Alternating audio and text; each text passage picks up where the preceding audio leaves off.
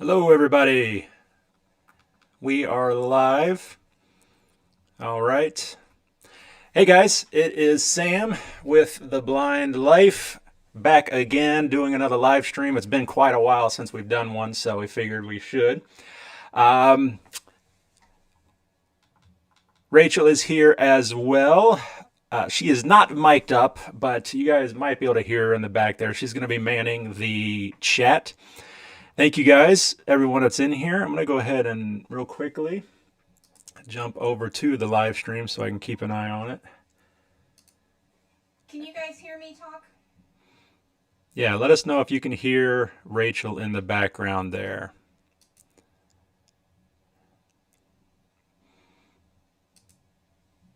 There is about a 10-second delay here, so we'll have to kind of wait. But back there, she's going to be manning the chat. Let me do this. Thank you guys, everyone that's in here. I'm going to go ahead and real quickly jump over to the live stream so I can keep an eye on it. All right. Can you guys hear me talk? Yeah, you were kind of. Yeah, let us know if you can hear Rachel in the background there. Okay, people say yes. Mute. Okay, I'm going to mute mine, but I'll keep an eye on it here. There is all right, guys. Well, thank you so much for joining us here. We have almost 30 people in here now. Chat, which is great. So, like I said, if anybody saw our very rushed talkback video that we put up last night, we recorded it yesterday afternoon and then uploaded it last night. Let us know if you can hear. We talked about doing a live stream today because it's been so long since we've done one. And we had some time. Okay, I'm going to mute mine but I'll today, keep an eye so we figured we would. Why not? All right, guys. Well, thank you so much. Thank you guys for joining us. Here, we have. I think we're mainly going to be talking about getting in the kitchen. So this was Rachel's idea. If anybody saw, she thought this might be a good topic, and I agree. This is the season, right? Everybody's getting into the kitchen. They're getting in that baking spirit, especially baking. We talked about spices everywhere right now. Since we've done one. And so that's what we figured we'd talk about. And just to have something to talk about. But we're happy to answer any kind of questions you guys have. I brought a couple of kitchen gadgets, some things that I use personally in the kitchen. And I've done, if you're interested in this, interested in learning more about this, I've done several videos on kitchen accessibility. But I recently did a whole video on my accessible kitchen. In fact, that's what it was called, my accessible kitchen. That's what we figured we'd talk about. Just to have something to talk about. But we're happy to answer any kind of questions you guys have. I brought a couple of kitchen gadgets, some things I did personally in the kitchen. All right, let's see if that fixed it. I think I need to mute this, actually, is what I need to do. Not just my topic. And hang on a second. And I've done, if you're interested in this, interested in learning more about this, I've done several videos on kitchen. In fact, that's what I was talking about. But we're happy to answer any kind of questions you guys have. I brought a couple of kitchen gadgets, some things I did personally in the kitchen. All right, let's see if that fixed it. Yep, that's what it is. Okay, I think I'm not. All right, so I'll let Rachel man the chat. I can't have this window open. That's the problem. Is that what it is? Yeah. Okay. So that's all right. I actually have the chat over here. I could watch it if I needed to. But all right. Sorry about that, guys. We got it figured out. I swear, no matter how many times we do live streams, you never figure everything out 100%. There's always that question of if it's going to work or not. Like I was saying, we're going to be doing talking about accessibility in the kitchen. I've done many videos on this topic in the past. Lots, specific videos on different gadgets, different techniques, things like that, tips and tricks. But I recently did, a couple months ago, I did my accessible kitchen video where I showed all the things that I use. And so if you would like a deeper dive into a lot of the stuff that I do in the kitchen, I recommend watching that video. I brought a couple things here today, but I also kind of wanted to open it up to the chat and you guys let us know if there's anything that you do, special, specific in the kitchen to be successful in the kitchen.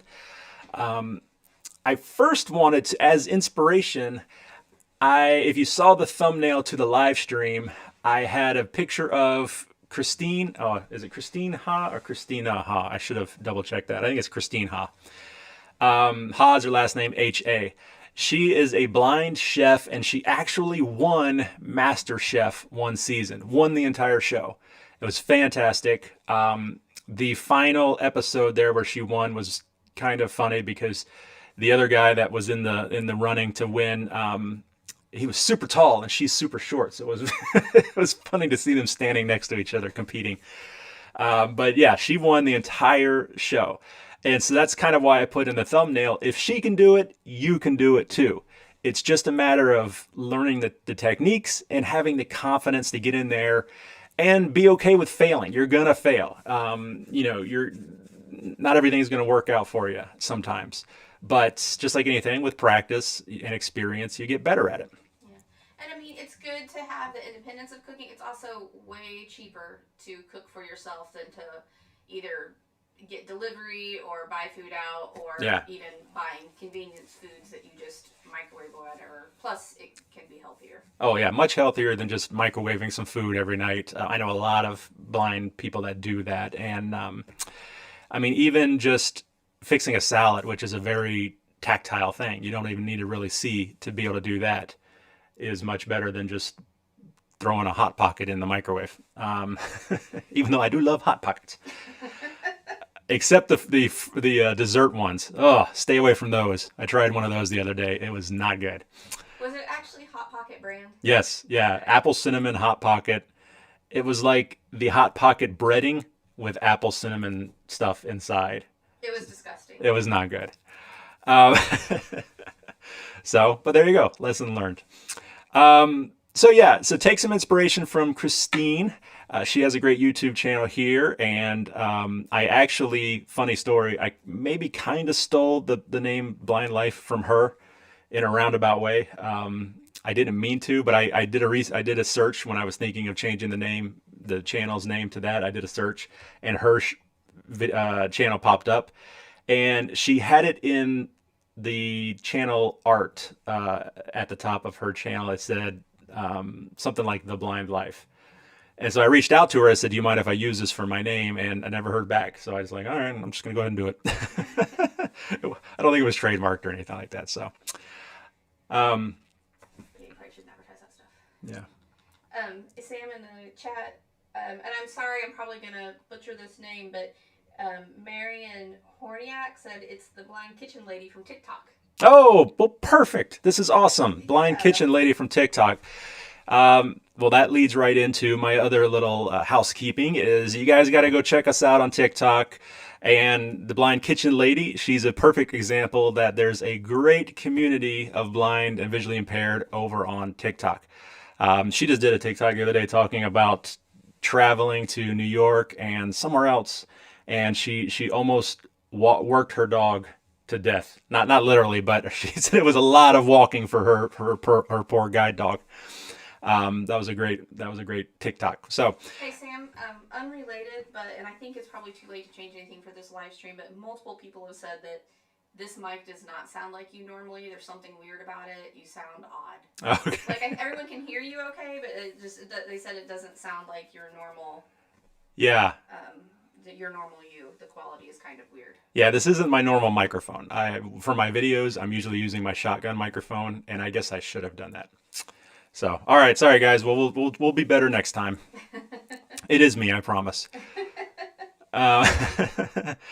So, like I was saying though, just check us out on TikTok, The Blind Life. You can go to TikTok and search that. I also have a link in the description of all my videos. All right. So, as I said, if you guys have suggestions, please reach out in the chat. Rachel is monitoring it. You should mention that you did work in restaurants.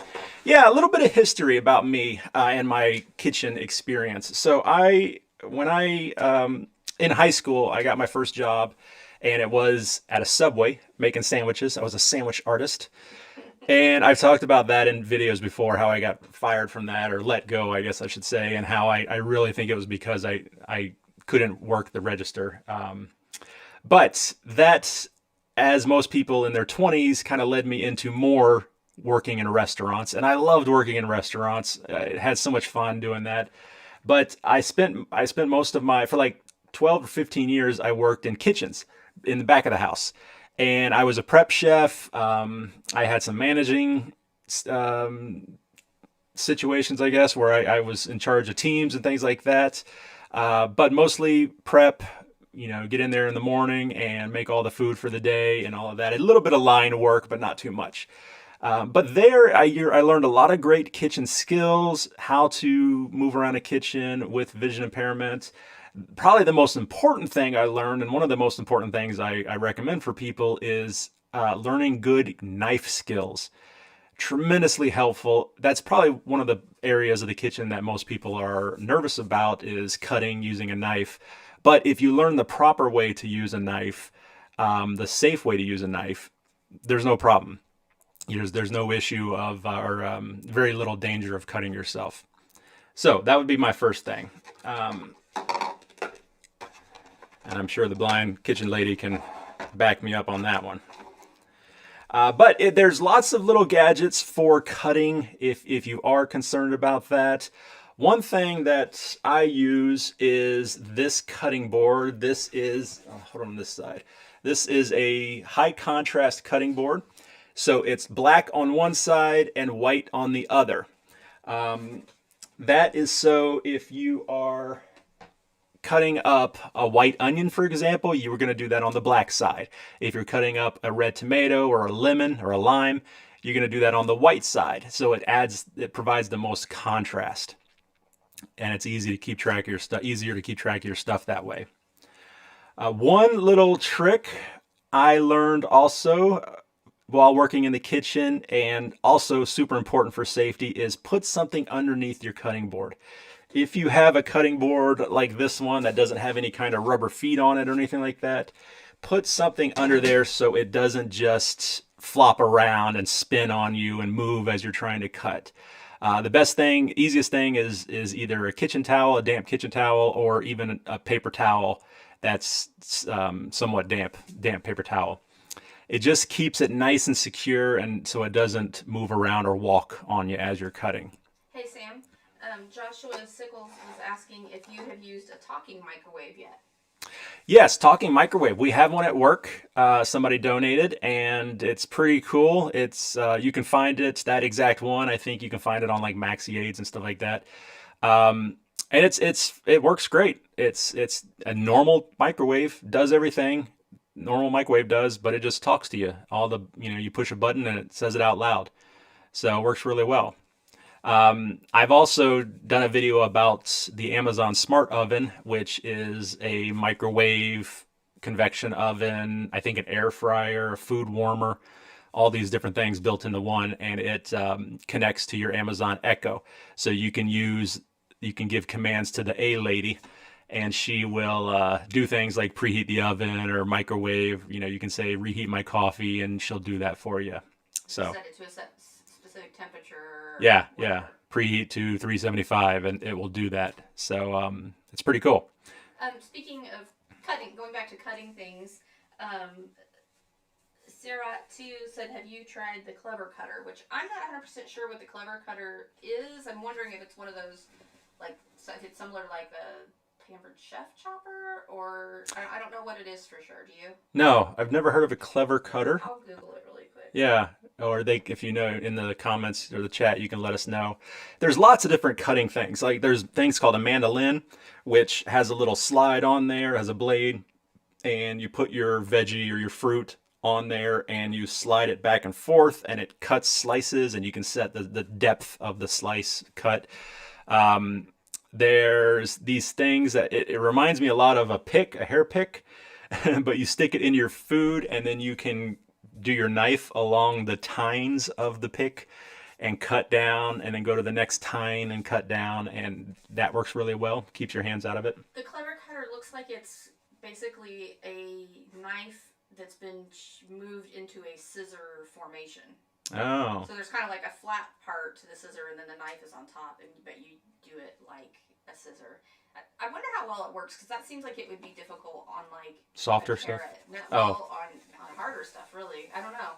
Okay. It'd be interesting to see. It seems like if you tried to cut down on a carrot with scissors, it would just fly right out. Yeah. Scissors are great, and that's another tip that we recommend is using kitchen shears for cutting things like celery, green onion, even meat, chicken, raw chicken, things like that. If you use kitchen shears, that's especially if you're a little knife shy, you can do that. So there's lots of ways to do cutting, and then of course you can also get like a cutting glove. They have chainmail gloves. They have cloth gloves that are super durable. And also those like finger guards too. That's like metal. Finger guards for knives that the knife just kind of slides along. Or as Rachel mentioned, like the slap chop. If you guys remember the infomercial, the slap chop. Pampered Chef makes a version of that as well. Yeah. So there's lots of options for cutting. And if it's cutting something that you don't care, it doesn't have to be like diced or anything, throw it into a food processor and just kind of burst pulse.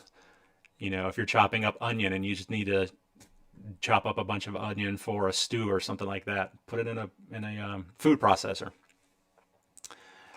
Okay, so a couple other things. Measuring out ingredients. So as far as measuring liquid ingredients in a measuring cup, I don't really have a great solution for that. I haven't found a great solution for that. I usually use a measuring cup, dry ingredient measuring cup to measure out my liquids. I know it's not exactly the same, but for me, it's close enough. This, I can just say I'm doing water, for example, in my quarter cup. I just do it until the water's overflowing and then dump it in. It's just easier that way. For measuring out your dry ingredients, though, they do have color-coded measuring cups. I don't have any here. We have some at work where each cup is a different color. And so, if you need a quarter cup, you need the red one. You can kind of memorize it that way. That works great. They have some measuring cups that have large print. These kind of have large print, but they're also wearing off. Like this quarter cup one is almost completely gone, the label. It wears off in the dishwasher, and I found that on just about all the cups we have. They eventually wear off if they're plastic. So what I do, very simple solution, is just write on the bottom with a Sharpie the cup size. So I put a giant 1 on the 1 cup, a half on the half cup, so on and so forth. And these are white, so I use a large black marker to write that on the bottom. And that works really well for me in my situation. These eventually do wear off in the dishwasher, but you can just reapply it. Someone else asked if you ever use a mandolin for cutting, which we don't for whatever reason. I don't know why, because I feel like it would be super handy frequently because you can get nice even cuts as well. Yeah. No, I just mentioned the mandolin earlier. Sorry.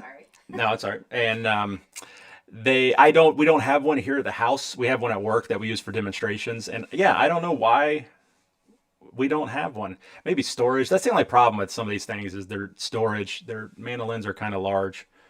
But might be something to look into. Yeah. And Kayla Marie said they also have Braille Cups, which is what she uses, which I think tactile would be great. That's really, we should look into that. Yeah, and I'm sorry, I since I'm a low vision user, I always kind of think in low vision terms. So yes, absolutely, there are Braille measuring cups. We even have some metal measuring spoons where the measurements are engraved, I guess you could say, in the metal, cut into the metal. So those are not going to wash off. So with my magnifier, I can read those. No problem. It's these plastic things that tend to wear off. But and they have color-coded measuring spoons as well, large print measuring spoons and Braille measuring spoons.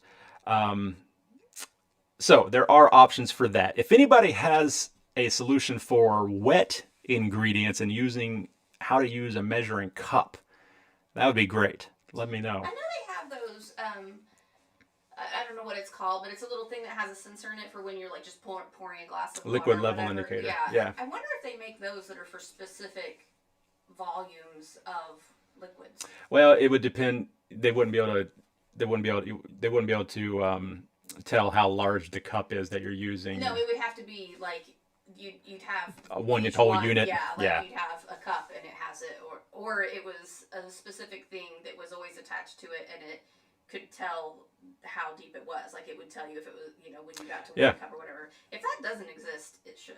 Yeah, or it could be very simple that you just set like little levers. It's like, all right, I want 1 cup, so click it to the 1 cup mark, and then when you pour it in, once it hits 1 cup, it beeps at you. Yeah, why isn't that a thing? Come on, somebody. Trademark here, though. That was our idea.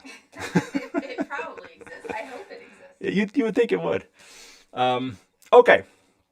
So yeah, if anybody has a better idea, like we just have a Pyrex measuring cup, like everybody in the world probably has, and it's so difficult for me to fill that up to the. I always have to get down with my magnifying glass and try and get it to the right the right line that I'm going for. Olivier, I'm probably going to say the last name wrong, but Olivier Danjou just became a member. Oh, thank you very much for becoming a member, Olivier. Yeah, if anybody wants to join our group, be a member and help support the channel, links in the description of the video, or you can go to the membership tab on the channel. We really appreciate that. And then you can join us on our Zoom call, our monthly Zoom call, and you get a cool little logo next to your name.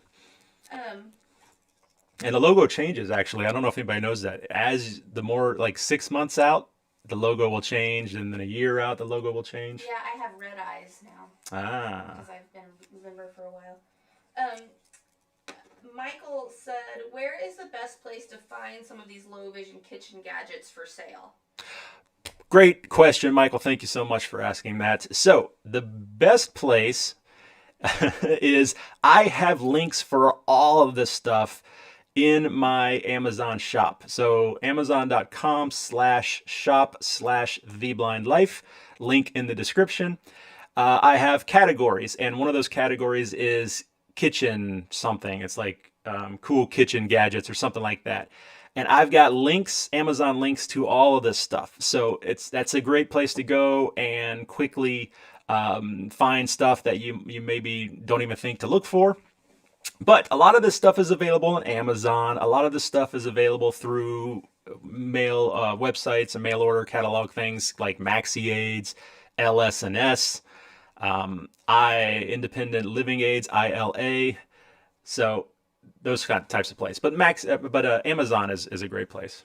Yeah, and if anyone has something, a product that is available on Amazon that you think that you use and have experience with, and you think other people would like it as well, then let Sam know so he can put it on there, because it is nice. Amazon's such a huge website that it is nice when someone will put things out that they own, that they feel like are good options. Yeah. And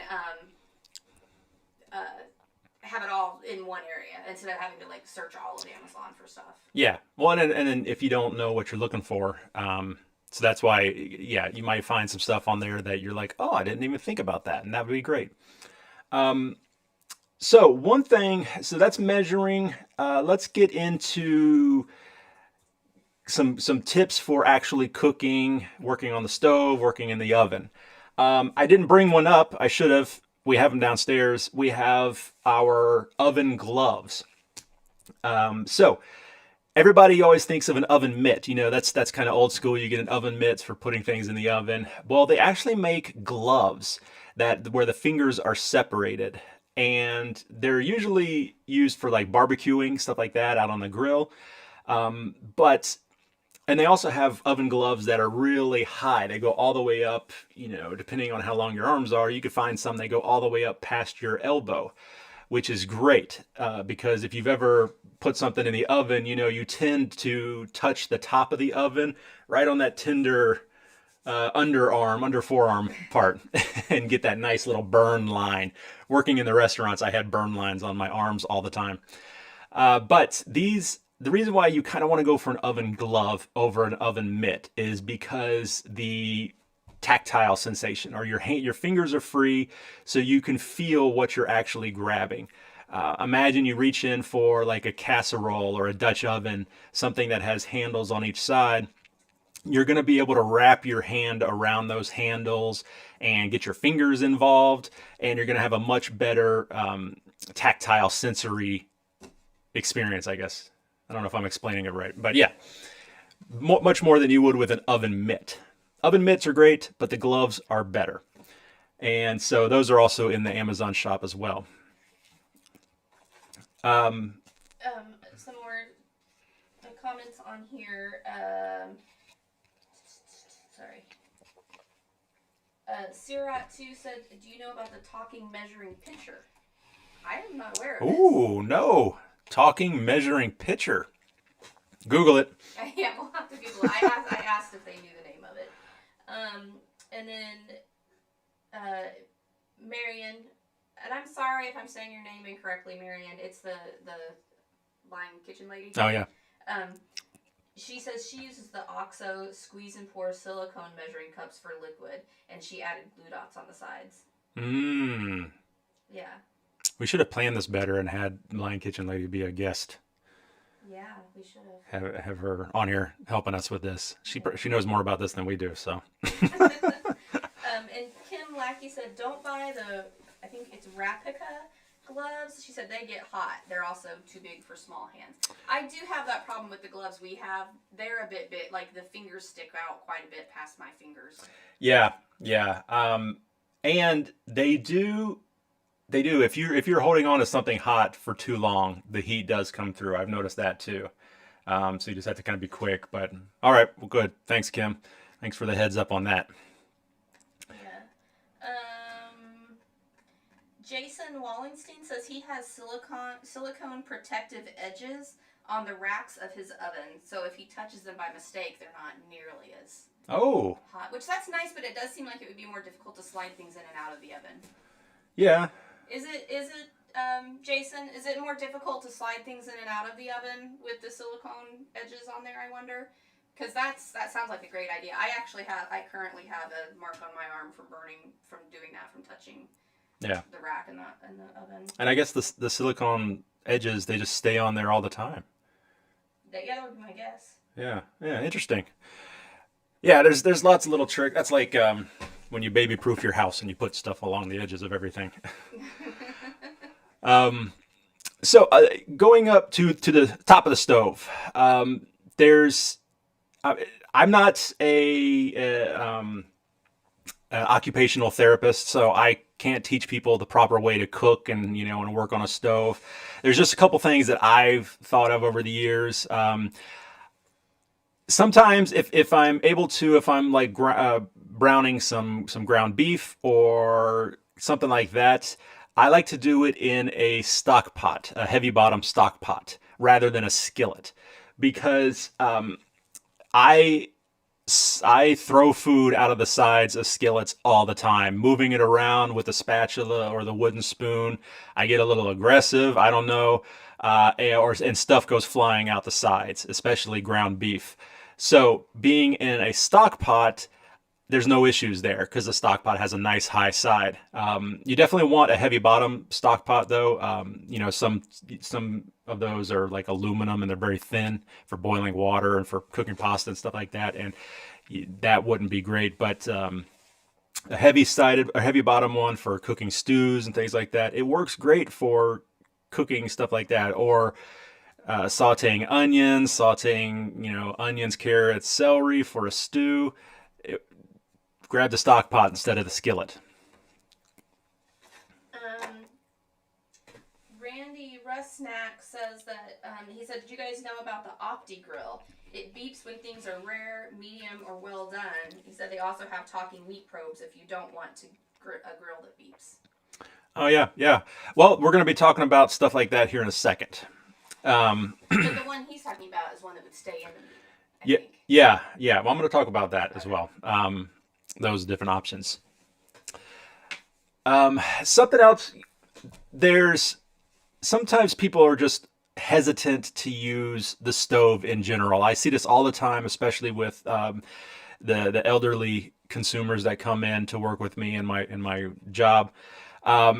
They're losing their vision, and they don't want to. They're afraid of getting burned, or afraid of, especially if they use gas, have a gas range. They're afraid of catching something on fire. I've heard a lot of blind people say that gas is actually easier to cook with than an electric range, because you can actually hear it and all that and feel it.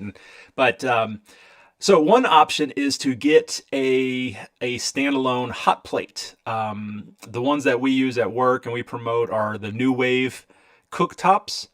It's just a hot plate. It's like a single burner that sits on your countertop. It plugs in, and the new Wave is great because I think it's induction, I think is what they call it, where it doesn't actually get hot until you put the pan on top of it, and then it heats up. And so if you take the pan off, then it's not nearly as hot as like a burner that you just took a pan off of. So that's great, because the person, especially if you're totally blind and you're just not comfortable with that, you can trail up on the countertop to the side of the new Wave, or side of the burner, the hot plate, and you're not touching the heating element. You're touching the base, so you can get an idea of where stuff is. And then a simple little trick of always knowing where your handle is on your pan, kind of get into the habit of always putting that handle in the same spot. If you put it off to the right, you put it off to the left, whatever, just get in that habit of always knowing where that is, because you don't want to accidentally knock that handle of that skillet or whatever and send that thing spinning, or possibly knock it off the stove. It's not good. I did a podcast with another blind chef, and she recommended Mama Letty. I'm drawing a blank on her first name. I'm getting too old. She up in Canada. She recommended using your wooden spoon or whatever you're using, spatula, to find the handle of the pan, because you can use that kind of like a mini cane and touch the pan and drag it along the side until you find the handle, and then you can grab the handle. And that's a great tip as well. And I'm sorry that already went by, but I didn't see who said it, but along those same lines of using like a electric burner or whatever, is just using an electric skillet or electric wok. Yes, or whatever. yeah. Because then skillet. You're not having to deal with making sure the pan is centered on the burner and whatever, because you're just cooking directly in the pan. Electric skillet's great too, because it usually has the two handles on the sides. Yeah. They don't get hot. Don't get hot, yeah. Separated. Mary Mamaletti, I just remembered her name. Mary Mamaletti up in Canada. She has a kitchen confession. She has a podcast and a YouTube.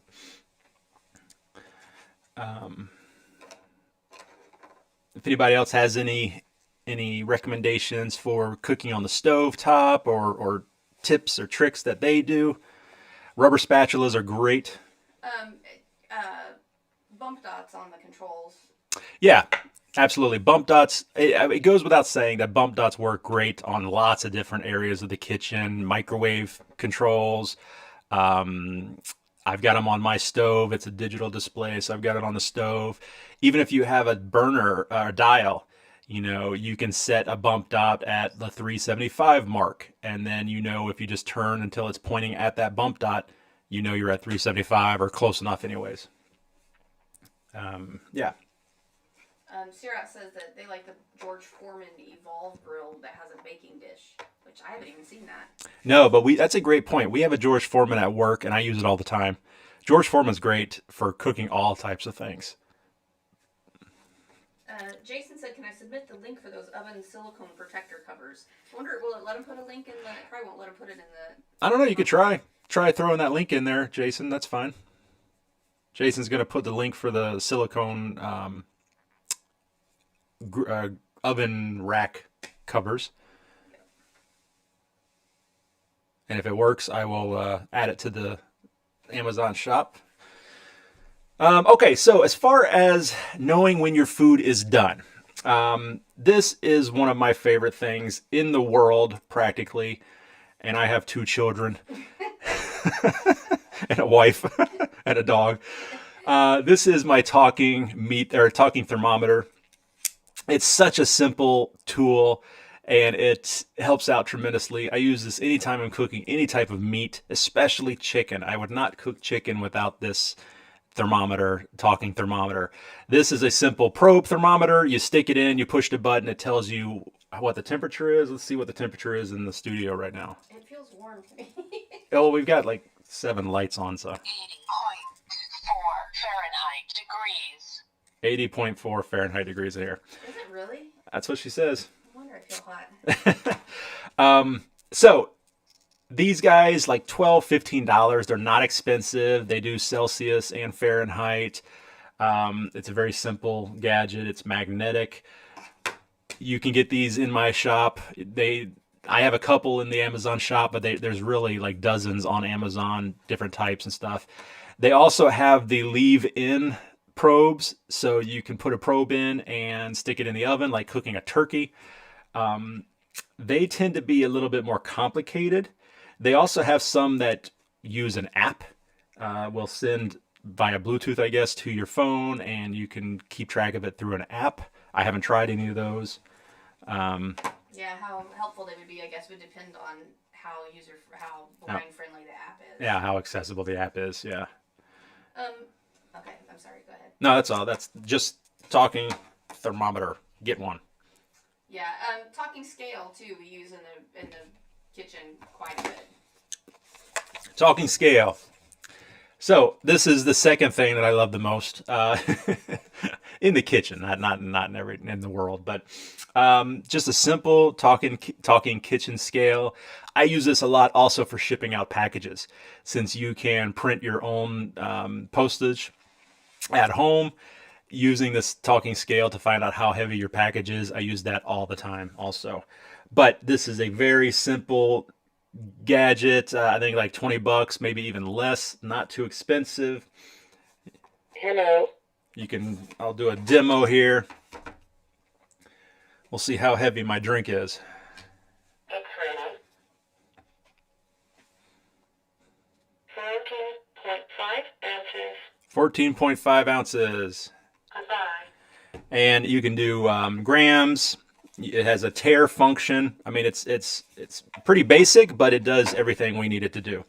One warning about scales, and it's not just talking scales, but you do need to be gentle with them. If they get slammed too many times, they can stop working correctly. We had to replace ours because I think it got dropped or something happened, and it didn't work correctly anymore. So you want to make sure you take care of it, because it would stink to be measuring things wrong all the time, because it's off a little bit. Yeah, another thing is don't store stuff sitting on top of the sensor, because you're gonna mess it up that way as well. Yeah.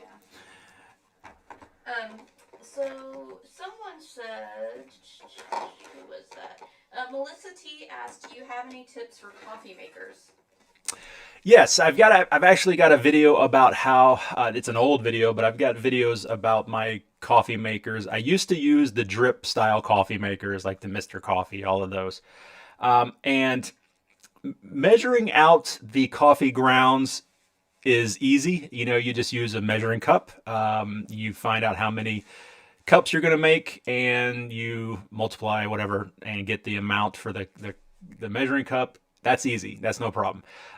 It's the water that's the tricky part, because there's marks on the side of the craft, and I can't see those. So what I did is I don't know if I originally got Rachel to help me, or if I just filled it up and kept using my magnifying glass to make sure it was at the right mark for how much coffee I made every day. And then what I did was I timed how long it took for me to use at my sink with the water on full blast, how long it took me to fill up to that mark. And for me, it was 9 seconds. So every single morning, or it was at night because I was getting it ready for the next morning, I would just count to 9, filling up my pitcher, and I knew that at 9 seconds, I was around the right level of water. And it wasn't perfect, it wasn't exact by any means, but it was good enough. And then for filling up the coffee maker, as far as pouring the water into the maker, my biggest trick is to use a funnel. And I don't use a drip coffee maker anymore. I use a Keurig, but I still use the funnel for pouring in the water. Funnels are amazing. They're so helpful for all types of things, especially when pouring if you can't see very well. So use a funnel. But that was my tricks for the drip coffee maker. I have since moved to a single serving coffee maker, the Keurig, and I will never go back unless we're having a big group over. Well, even then, we just make multiple cups. But the Keurig is so much easier. You know, it just has buttons, especially the older models. Some Keurigs are crazy complicated, and you can choose, you know, lattes and all this stuff, and it has a LCD display and all that. But very simple ones with just the buttons. I just push 2 buttons and my coffee is going, and yeah, so much easier. But if you have, you know, if you do need to, at work, for example, we have a Keurig that has a bunch of buttons. We put bump dots on the buttons that we need to push. So when I get into work in the morning, I know I just push this button that has a bump dot, and then I push this button that has a bump dot. And that's the coffee or cup size and all that I like. And so it's easy. So you can use those bump dots. This is unrelated to cooking, but Blind Stitches Creations did say, hey, can you do more iOS videos on using your phone to record videos? She's fully blind and has a YouTube channel teaching crochet. Oh. And says she records and uploads her videos by herself. And she'd like help figuring out like how to do an intro and stuff like that. Okay. I can do my best. The thing is, I don't record videos that way. I don't use my phone. I will use my phone to get a clip, but then I will put it on my computer for editing. So I don't do it that way. I'm happy to, I'll do my best to kind of look into it and see if I can figure out a way to do that. Yeah, we'll see. I'll do my best. So let's see. I think that's, then let's talk a little bit about containers and plates and that kind of thing. For me, and for a lot of us, especially with low vision, the most important thing is having high contrast. And for me, in our house, plastic. We have nice glasses, and I don't use those because I will break them all. They're clear, you know, it's glass, and they're glass, so they break. I use high contrast. This one I'm using over here is a giant white plastic cup. I have these like blue and red giant plastic cups because they're easier for me to see sitting on a counter or sitting next to my desk. I'm less likely to knock them over. It's much more likely to see them and remember them because I leave drinks laying around all the time. All the time. But if I'm walking through and this bright blue kind of catches my eye, I'm like, oh, that's right. I did leave that over there like 2 days ago. But there's also things like the Mighty Mug. I've done a couple videos on the Mighty Mug. What this is it has some kind of little mechanism down here in the bottom that allows it to basically suction cup to the surface. Now, it only works on smooth surfaces. So if you have like a textured table, a wooden table or something like that, like my desk here is wooden, it's not going to suction cup very well on that. But I do have this tray here, and if I put it on the tray and I tip it to the side, it does not fall because it's suction cups. Meanwhile, you can lift it, it'll lift right off the tray, but if I try to push it, knock it over, it doesn't because it's suction cups. So that's great. You know, I'm sure all of us can relate how many times we've reached for a glass and maybe misjudged the distance and we just push it right into it and knock it over. Or you're reaching for something else and you don't see it and knock it over. So the Mighty Mug will grip on nice and tight and won't tip over. And they come in lots of different sizes. They have tumblers. They have these Yeti style cups. Wine glasses. Yeah, they even have wine glasses. All kinds of things. Some of those links are in the description or in my Amazon shop as well. For low vision, high contrast is really important in your plates too, in your bowls. So we used to have these bowls and plates that had a pattern, had a floral pattern on them. And I hated using them because I would put my food on there and I'd completely lose my food in that pattern. So we eventually switched over to pure white plates and bowls, and it's so much better, so much better. Because you can see the food on the plate. The other thing I do is we have these small little cups. If you worked in a restaurant, you'll know them as ramekins. And so if I'm having a meal with some smaller side, like peas or carrots or something like that, I will put those into one of those little cups instead of putting it on the plate, because it's easier for me to eat it out of that little bowl or that little cup rather than chase it all around my plate. And that's great. That's going to be extra good for people who don't have any vision at all. No Eyesight asked, how about a mess on the floor in the kitchen for a totally blind person? Is there any new mops or brooms? I'm not aware, but I figured we could ask because maybe someone else has a good solution for that. Yeah. Cleaning up a mess on the floor. We have a Dyson. What is there a certain name for that style of vacuum? It's a little stick vac or something like that. It's there is a name, but I can't remember what it is. But you wouldn't want to clean up a wet mess. Not a wet mess, but if you drop like cereal, or something like that, it's very funny. It's like Dyson and it's fancy and all that, but it's basically they took an electric drill and turned it into a vacuum. What are you talking about? Our Dyson, it's essentially a drill. You hold it exactly like a drill, like an electric drill, but it has a tube and it has the vacuum part at the end. The handle is a similar shape as a drill, but I would say that's where the similarities end, right? Similar shape. You pull a little trigger. I'd say it's basically a drill that they converted into a vacuum. But that would work really well. But no, I don't know of anything other than that.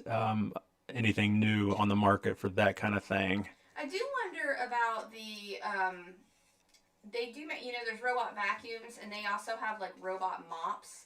Yeah. And I don't know how well they work, and I don't know how well if they work well to like clean up wet messes, or if it's more just to like do a maintenance mop. You know what I mean? Yeah. But that would be interesting to maybe do some research on. Yeah, at the very least, you could probably try and get the mess as best you can, and then schedule the mop vac to go through, catch up all the little things you didn't get. Yeah. Remington Howell said, "What do you think of Melanine Glassware? I actually used as a low vision, and I love them. And that's actually what our plates and bowls are as well." Yeah, our plates and bowls are melanine.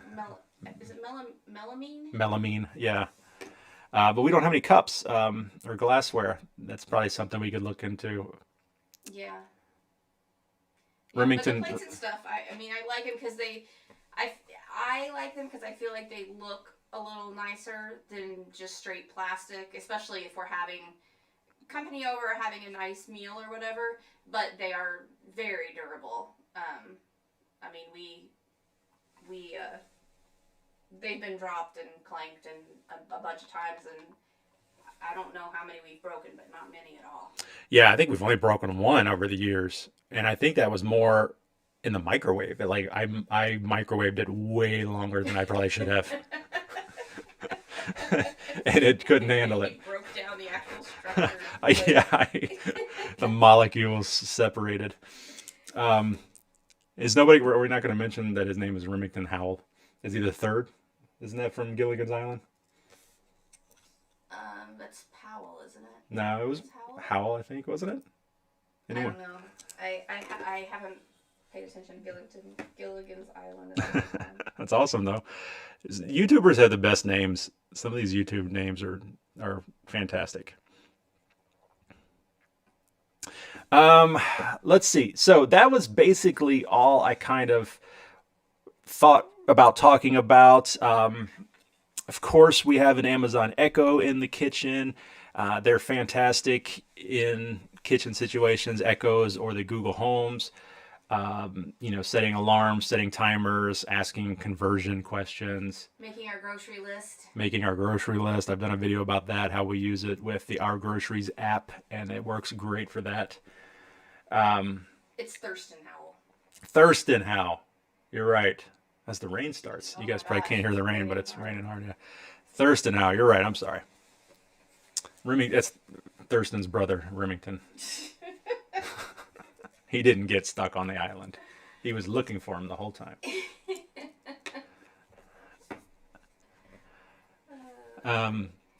So, do you guys have any other suggestions? I mean, there's a lot more that I could have covered. So, I mean, I'm curious to know, do many of you cook very often in the kitchen? Like, how many of you cook in the kitchen? And if you don't, what's your reasoning? Is it just like, I just don't like to, because that's a legit reason? Or is it because of your vision that you have concerns or whatnot? Yeah, cooking or baking. What do you guys like to bake? I've got a terrible sweet tooth, so I'm always down for baking something, especially this time of year, like I said. One other trick that I've seen a lot on TikToks is using your muffin pan for cooking, like, one I saw yesterday, she took meat. She took like meatballs and threw them in there, and then she took a shot glass, raw meat, took a shot glass, pressed it in there so it made a cavity, and then filled that up with like cheese and some other stuff, and then baked it for like 40 minutes or something. So it made these little meat cups. And then you take those out and you put like sauce on it and eat it that way. And I was like, oh, that's smart. It's using the oven or the muffin tin for that. So I wonder if anybody's ever done something like that, utilizing some other type of bakeware in a different way. Yeah, Sirot too said, I love cooking. I cook every day, which that's awesome. Yeah. You cook most days, at least something, don't you? Yeah, most days. Try to cook something. Melissa T said, I love to make soups and bake cookies. Baked cookies. Well, right now, Rachel's the same way as far as the comfort food right now. So she's already made a batch of chili.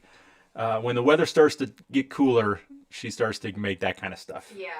I'm a fan of soups, and I'm weird about it though, because I'm not going to eat a soup or chili in the summer very often. I know. It's got to start getting chilly in the air before I do that. We're like, it's in July, and I'm like, can we make chili? No. Come on, chili's good year-round. It doesn't have to be a winter food. Put it on my hot dogs. Richard Sobetsky mentioned that there are some silicone handles that you can put on your frying pans. Yeah, in fact, growing up, we had a cloth. It was for an iron skillet, and it just went over the handle of our iron skillet to keep it so you could handle it. But yeah, those are great. That's a great idea, actually. For safety, because some of those pans do get hot, the handles. Yeah.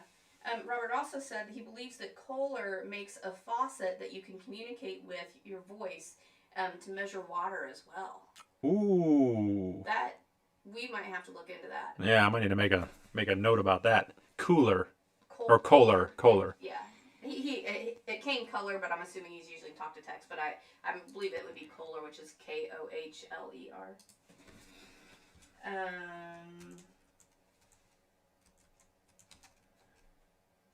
Kim says, I cook every day, most things from scratch.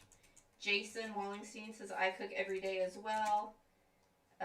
Melissa said, make white chili, which we need to do that. I don't think we've ever made a white chili. Yeah. We've We made a white chicken soup that one time. That was really good.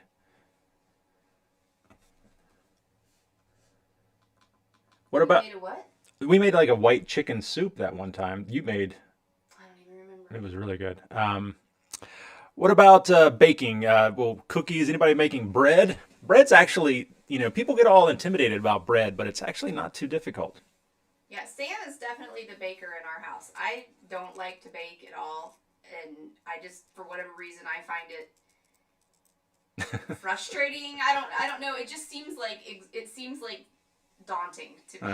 Yeah. But like for Sam, it's there's been times that it's like, hey, I think we'll make chicken tikka masala tonight, and he's like, oh, okay, I'll just make some naan, like mix up the naan bread, and I'm like, that's so foreign to me. Just be like, oh, I'll just whip up some bread really quick. Because it just sounds like something that should take a long time and naan's multi-step and all that. So. Yeah, naan's really easy actually. It's one of the easier things to make. But yeah, we'll be like, we're gonna make lasagna tonight or something like that. Well, I'll make some rolls, and it's not that big of a deal. And Nico Gary said, I'm totally blind and I cook on top of the stove. Not every day, just because I don't feel like cooking every day. But I do know how to cook on top of the stove, and I'm comfortable doing so.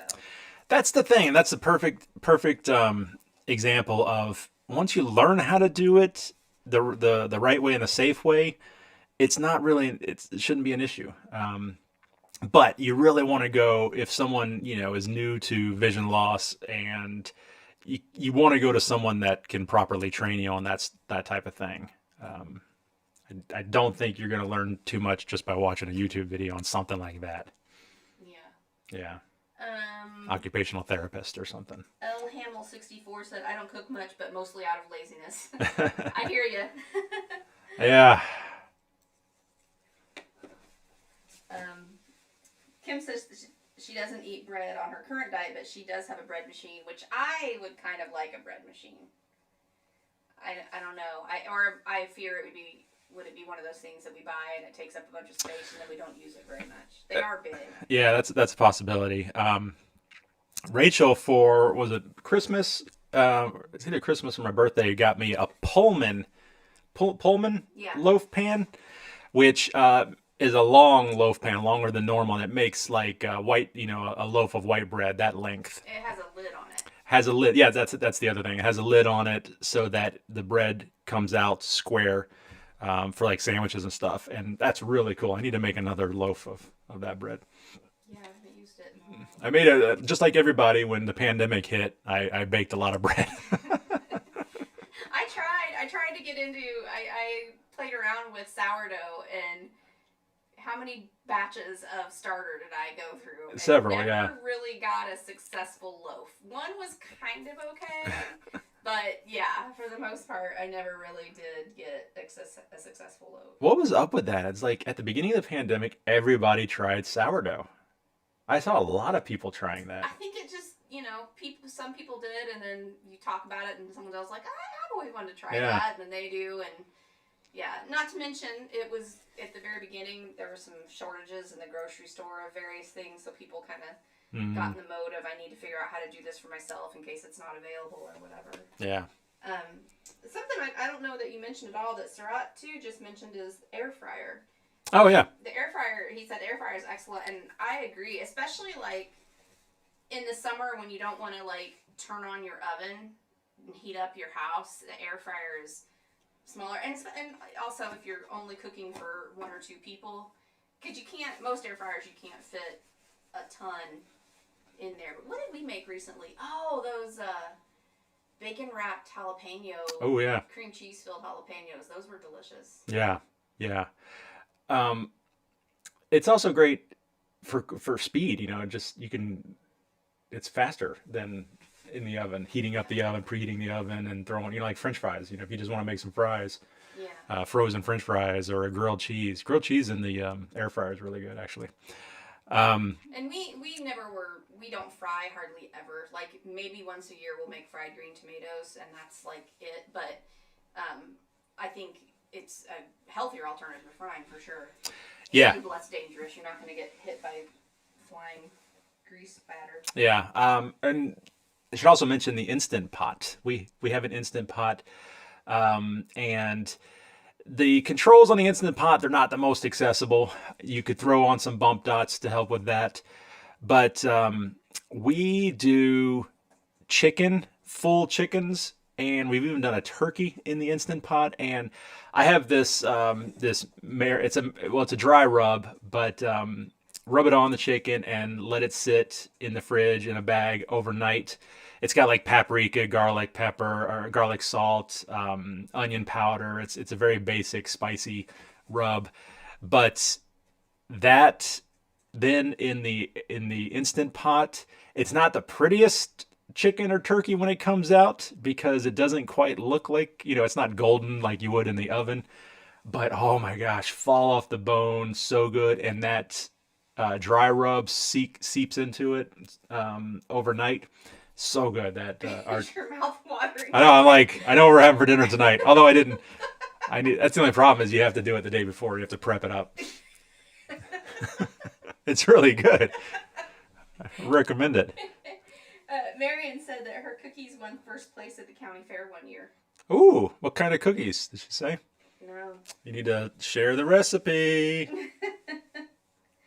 Sam loves cookies. I'm a sucker for cookies. Any kind of baked goods, really. Donuts are my favorite, absolute favorite. Or ice cream treat. Yes, ice cream is top of the list, but then donuts, very closely following ice cream.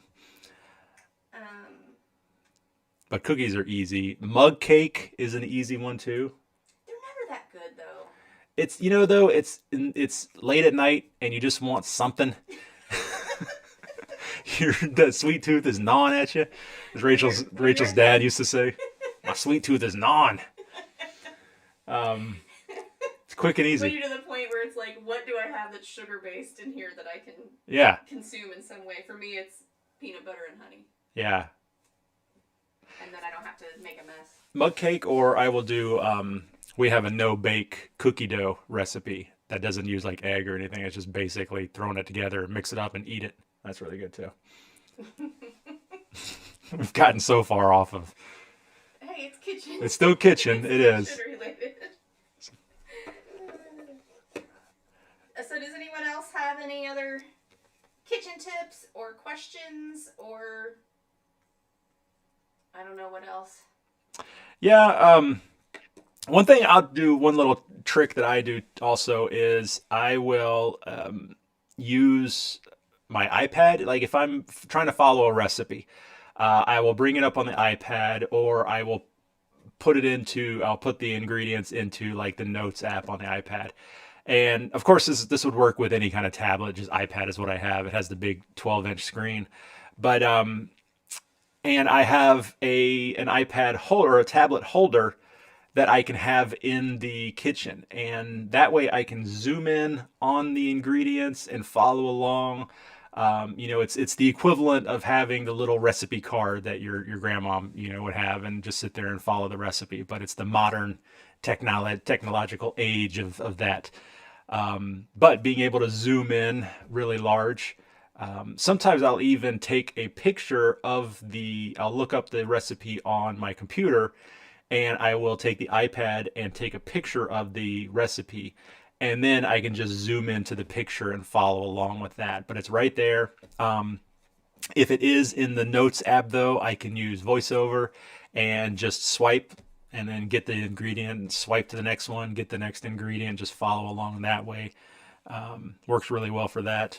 And of course, your Amazon Echo or your Google Home can look up recipes for you, and you can follow along those as well. Kim says peanut butter and chocolate chips for her sweet tooth. I had that last night. I noticed the chocolate chip bag was in the trash can. I was like, I always buy these chocolate chips and say, don't use them. These are going to be so we can make a treat sometime. Well, I did. I used them to make a treat.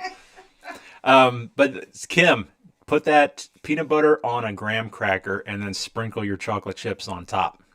So good. And Sarat too said you can put little pans in the air fryer and cook things that way too, like bake things. Oh, okay. Which we haven't tried that, and we should. I don't know if we have any baking dishes small enough to fit in ours. Probably from my cake decorating days. Yeah. Maybe one of those little ones. Yeah. No Eyesight said, how about expiration dates or an idea to know if you left something in the fridge if it's still good and it's not growing trees from the planet? So there is the only expiration date device reader that I know of is the Audible Vision app on Android. It's got it's a European app. It originates from Europe, so it's called expiry date is the feature on there, but it's expiration date, and it works pretty well. You kind of rotate your, like cottage cheese or something, you rotate the container until it sees it, it'll start beeping, and then it will read it out loud to you. And I tested it, and it worked pretty well, actually. I had to scan it a couple times. It wasn't reading all of the expiration date, but eventually 3 or 4 scans, I got the information that I needed. As far as stuff left in the refrigerator, it's one of those things you kind of just have to be vigilant and keep keep track of what's in there. That being said, there's always that one container that falls to the back and you find it like a month later. If you can't see it, obviously use your sense of smell. That's going to be your best option with that. But I mean, it happens to all of us. I remember about 2 years ago, I pulled out bread to make a sandwich and I reached in, and not to gross anybody out, but it was wet inside. It was that much mold and stuff in there. I could not believe it. And I just had to like wash my hand real quick, throw it away. Yeah. If you have somebody there that can kind of visually check something, if you're curious about it, definitely do that. And if you're just not sure, you should throw it away. Yeah, don't take a chance on it. Just chuck it. Yeah. Richard Sobetsky said sometimes he uses a headlamp for lighting inside the pot. More lighting inside the pot, which that's a great idea. Yeah, I've done a headlamp. I also have, I did a little video about it recently. I got a little clamp light from Amazon, link in the description, and a little LED clamp light that I can clamp onto a cabinet, and it has a gooseneck, and I can point it down into the pot. I've done that a lot too. It's like we have lights above the stove, but extra light always helps. A headlamp, I've heard people talk about using a headlamp when grilling when you're outside, because there's no light out there usually. But yeah, that's a great idea. Sam, can you mute for just 1 second?